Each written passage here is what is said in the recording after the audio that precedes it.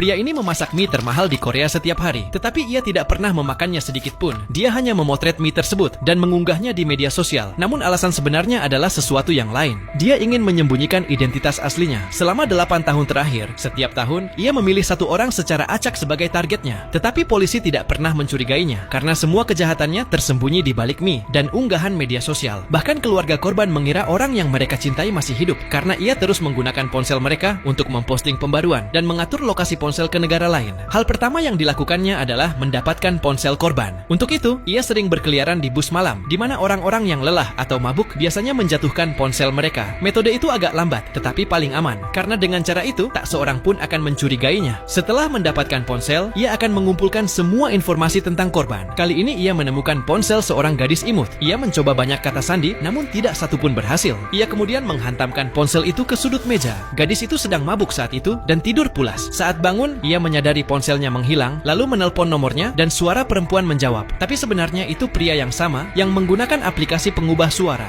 dan mengatakan bahwa ia menemukan ponsel itu di bus, tapi ponselnya sudah rusak. Kemudian ia memberi alamat toko reparasi ponsel dan menyuruh gadis itu untuk mengambil ponselnya di sana. Gadis itu tidak curiga sedikit pun. Ia pergi ke alamat yang diberikan. Itu adalah bangunan tua terbengkalai yang hampir tak ada orang yang datang. Saat masuk ke toko, ia melihat ponselnya dan layarnya memang rusak. Penjaga toko yang sebenarnya pria yang sama memberinya sebuah formulir. Ia harus mengisi semua detail di dalamnya. Yang paling penting adalah kata sandi ponsel. Gadis itu ingin ponselnya cepat diperbaiki, jadi tanpa pikir panjang, ia mengisi formulir tersebut. Sekarang pria itu memiliki semua informasinya. Ia mengganti kamera ponsel, memasang layar baru, membuka kunci ponsel dengan kata sandi, dan diam-diam memasang sebuah virus di dalamnya. Sekarang setiap data gadis itu akan langsung terkirim padanya. Sebelum pergi, gadis itu bahkan berterima kasih. Ia tidak mengetahui bahwa sekarang setiap tindakan, setiap panggilan, setiap pesan, bahkan arah kamera ponselnya sedang dipantau. Dalam beberapa hari, pria itu tahu semua tentang kehidupannya, dari kebiasaan, percakapan, bahkan rahasia yang tak ia sadari sedang direkam dari ponselnya. Di malam hari saat gadis itu tidur, pria itu mengendalikan ponselnya dari jarak jauh. Ia memeriksa semua pesan dan aplikasinya. Setelah mengumpulkan semua informasi, pria itu mulai merencanakan langkah berikutnya.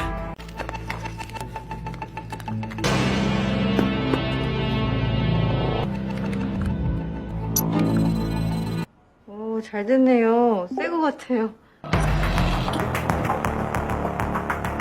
Apa nggak ngeri?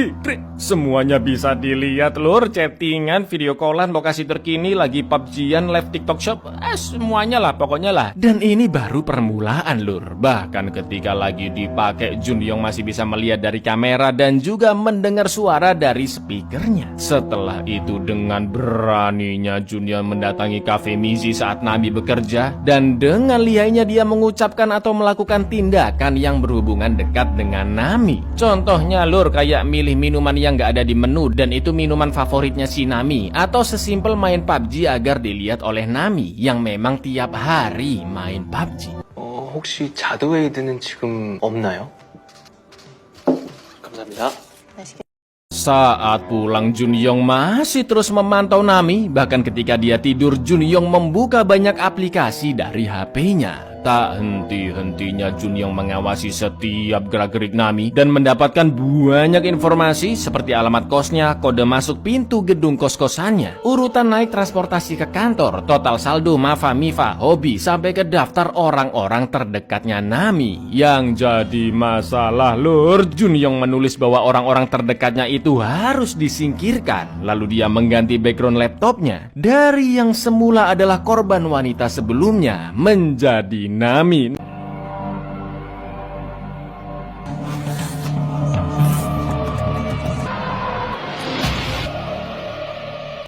Di kantor startupnya, sang CEO bernama Ibu Oh memberi kabar bahwa perusahaan mendapatkan proyek besar dengan sebuah merek. Dan secara diam-diam Ibu Oh juga menaikkan gaji Nami karena dia bekerja sangat baik dan karyawan terlama di sana. Sementara itu Junyoung masuk ke kos-kosan Nami, mengublek-ngublek seisi ruangan dan menemukan HP cadangan milik Nami. Sementara itu Jiman mendatangi rumah istrinya yang sedang sakit keras untuk mencari tahu di manakah Junyoung sekarang tinggal. Diam-diam Jiman mengecek HP istrinya dan menemukan alamat serta nomor telepon terbaru milik Junyoung. Ternyata hubungan rumah tangga Jiman juga tidak baik-baik saja dan dia sangat jarang menemui istrinya. Jiman mengatakan jika kemungkinan anak mereka adalah tersangka kasus pembunuhan karena terdapat bukti-bukti yang mengarah ke Junyong di pohon plum yang pernah ditanamnya saat berusia 10 tahun. Mendengar itu tanpa bicara apapun, Jiman langsung mendatangi alamat Junyong tinggal. Untungnya Junyong masih belum pulang dan Jiman pun menyelinap masuk ke kamar untuk merekam bukti-bukti yang mencengangkan. Seperti banyaknya koleksi gadget, foto jasad wanita bersama emaknya, kutek yang dipakai si mayat, sebuah koper berisi peralatan dan banyak kartu nama, juga catatan lengkap jasad wanita bernama Yunmi yang ditulis oleh Junyong.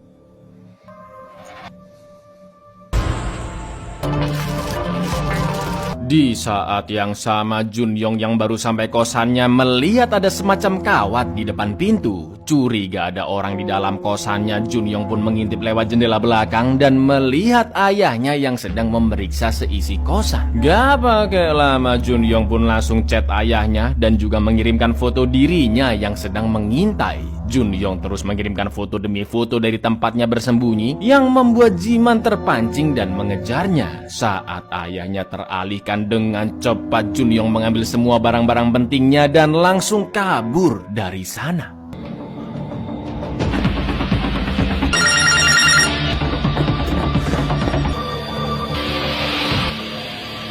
Setelah itu Junyong OTW ke Cafe Mizi. Dia memesan minuman yang sama ke ayah Nami, lalu menjual tiket konser yang selama ini dicari-cari oleh Nami dan memberi kartu namanya. Melihat gestur Junyong yang aneh tidak seperti pengunjung pada umumnya, sebagai ayah yang sangat peka dan memiliki firasat buruk, Sungwoo pun meminta Nami menjauhi Junyong dan selalu membawa pisau lipat pemberiannya. Tapi Nami merasa jika Junyong adalah pria baik-baik saja dan inget lor, percakapan mereka ini bisa didengar oleh Junyong, ya kan? Lalu malam harinya saat Nami tidak memegang HP-nya, diam-diam Junyong chat ke Sungwoo dari WA-nya Nami dan meminta dia mendownload sebuah aplikasi. Of course itu adalah aplikasi peretas, ya kan, Lur? Awalnya Sungwoo khawatir aplikasi tersebut memiliki virus karena bukan dari Play Store, tapi karena Nami terus memaksa, di-download lah akhirnya. Setelah itu Junyong mengirimkan sebuah paket dan saat Sungwoo akan mengambilnya, tiba-tiba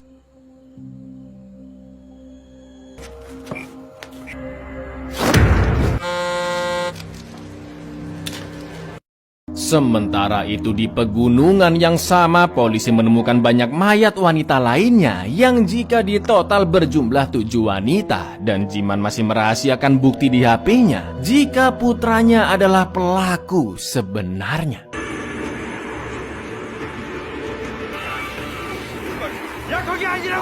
Nah, mulai dari sini kengerian semakin menjadi, Lur. Junyong memposting foto seluruh karyawan startup dengan caption yang luar biasa gendeng di akun keduanya Nami. Kayak gini captionnya, Lur.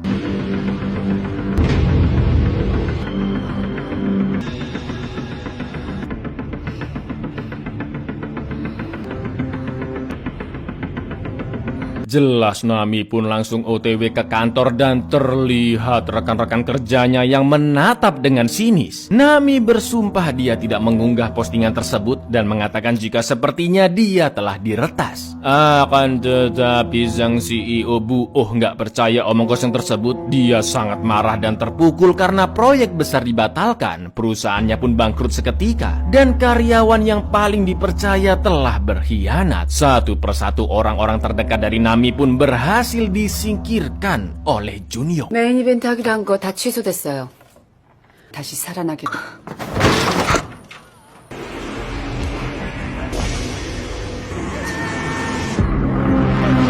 Sambil ditemani Yunjo, Nami pun melapor ke unit keamanan cyber di kantor polisi Seoul. Tapi pegawai di sana tidak bisa melanjutkan prosesnya karena tidak ada bukti-bukti peretasan yang konkret dan malah menganggap Nami nggak sengaja upload. Sementara itu di rumah Sungwoo, Junyong mengabari Nami lewat WA ayahnya bahwa kafe tutup hari itu. Sungwoo berjanji akan membunuh Junyong jika dia berani menyakiti putrinya. Namun Junyong malah membanggakan dirinya yang bisa berbuat sejauh itu hanya dalam waktu 3 hari saja. Lalu dia tersenyum senang yang membuat dirinya semakin terlihat psikopat. 네가 뭘 샀는지, 뭘 원하는지, 뭘 가졌는지, 먹었는지 3일 걸렸어.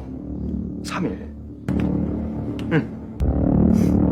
Saat Nami dan Yunju ngobrol-ngobrol di kafe dan membahas siapa yang memiliki password IG-nya selain Yunju, tiba-tiba datanglah Jun